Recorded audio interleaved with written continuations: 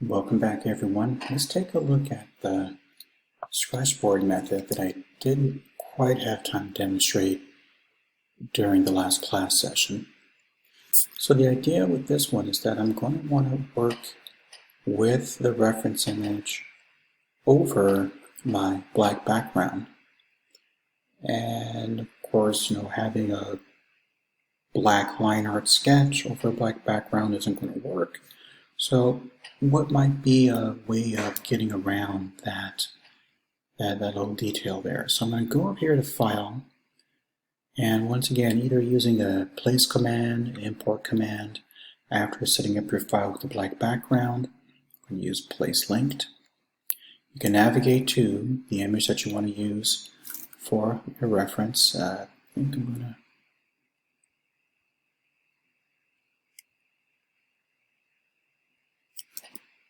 go back to this one here. I've imported the image, and sometimes it helps to just do a little bit of image adjusting. I'm just doing a selection, inverting the selection so that I'm selecting inverse, selecting what's outside of the box, delete key. Oops, can't quite do that yet. Let me go ahead and we'll do what's called rasterize. I'll rasterize this layer over here. Get the right command to pop up. Oh, I just realized, so this is a linked file. There it is, rasterize layer. Rasterizing just makes any files, any layers that are linked to external documents part of your Photoshop document. So now I can delete, get rid of that excess, deselect, Command D, and we're going to do one more adjustment. Levels, because the sliders are easy to understand. Over here we have the highlight areas, anything that's closer to white. In this region we have our midtones, and then over here we have our black. So the black of the line art looks like it's pretty good. I can use this midtone slider to push some of those grays into the white zone. I can pull the blacks out even further with the shadows, to use their actual technical terms. Pushing the midpoints over more, and then I can add one last push with the highlight. That's one way of, if you have the right kind of image, this is one way that you can make some quick adjustments and get something close to pure black and white. Other ways you can do that, there are image adjustments. Now there is a black and white adjustment command, or that will just pretty much give you a nice dark black and white image pretty quickly. But sometimes I like to have control over the levels so that the edges of my black lines, if there is any softness to those edges, if there are any grays in those edges, I want to be able to control that so that my lines don't get too thin, and I don't lose too much information. Even though this is a reference sketch, sometimes I like to have it somewhat crisp. Okay, so how do I work with this in this sort of Scratchboard mode while it's still black? Well, what we can do is go to Image, Adjustments, and Invert, or Command I. So there's likely going to be a similar command available in the other applications. You're just going to have to track that down. And once I've inverted those colors, I now have white pixels and where I had black pixels, and vice versa. So it's still a little too bright, so I can lower the opacity of that layer. Still want to be able to see the reference image. And then I can decide on how I want to maybe proceed with rendering this one here. Now, since I've shown some examples of Scratchboard art, adding a layer. Call this white lines. Going to my brush, maybe I'm going to go ahead and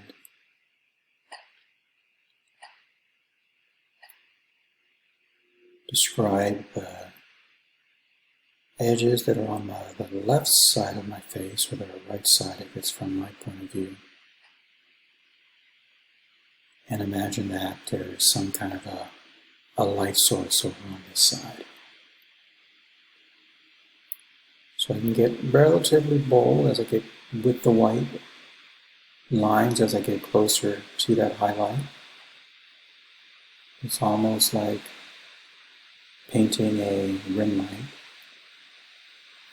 And then as the form turns away from the light, I might decide to just let it dissolve into blackness. Right, that is sometimes referred to as a lost edges technique, where you can have this really nice interplay of hard edges and soft edges and edges that transition from being seen and then not seen, transitioning from found and lost again. So I'm going to emphasize the things that would likely pick up the light over on the left side of the drawing. Things over on this other side, I'm going to get to them eventually, but I think those are mostly going to be in shadow.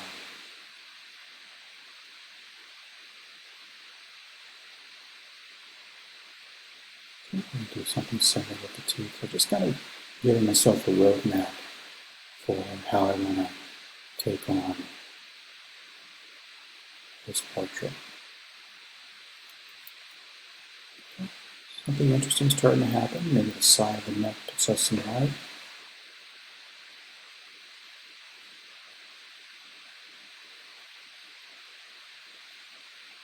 Okay. And again, maybe I could bring up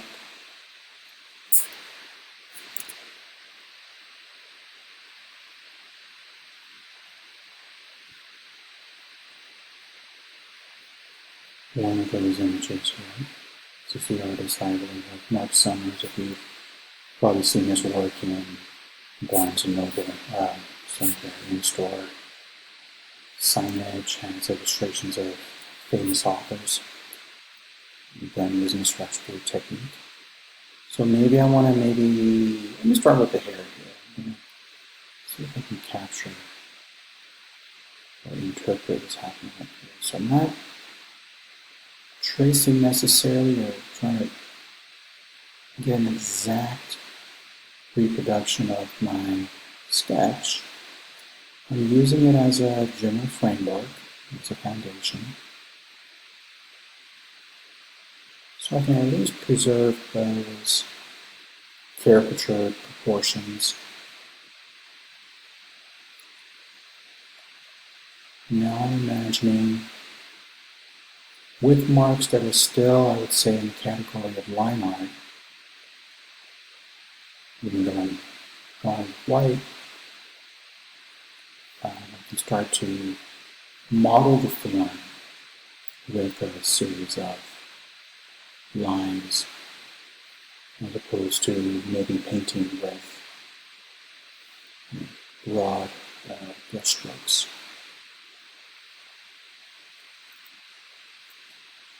You will also see me, when I'm working, a lot of times I will use the most convenient keyboard shortcuts, or possibly the controls, the express keys on my tablet to make rapid changes.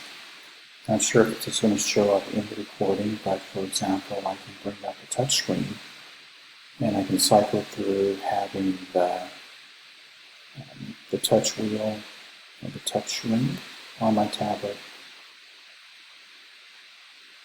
And as I slide my finger around, I can maybe have it rotate the image if it's on one setting to rotate.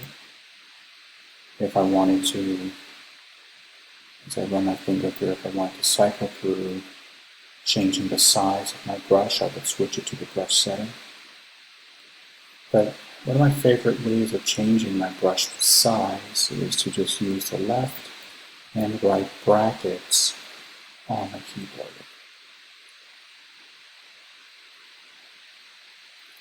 Okay. So as I work, I'm going to use the escape key to reset that rotation. I can, from time to time, hide my reference image, and oh yeah, it's starting to come together. Okay, I might think about how I want to get these edges to show up, or if I want to keep them in at all. It's just another experiment. Right, so I'm going to stop the video here, and in the next video you can see what this looks like when it's a little further along, and a little bit more of the surfaces rendered with something similar to a Scratchboard technique. Okay, see you in the next video.